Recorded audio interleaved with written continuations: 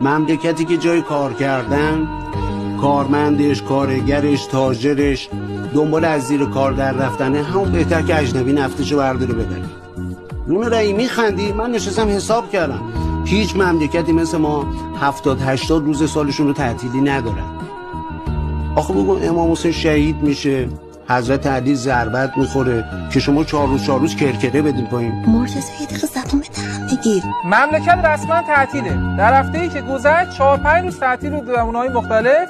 یه روزشو تعطیل کردن، اصلا نگفتن برای چیه. داداش تعطیله دیگه. چی میپرسی برای چی؟ دلیل میخوای؟ سردی. بعد اصلا گرمترین روز هفته بود، اون روز سرده دیگه تعطیل. به جای مدرسه یه سری ارگان دیگه که الکی دارن برق مصرف میکنن اونا رو تعطیل کنیم.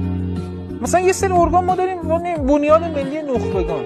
نخبه مگه مونده تو این کشور؟ هم رفتن دیگه، تعطیل کن بره. یه سری سفارتخونه بی‌دلیل ما داریم.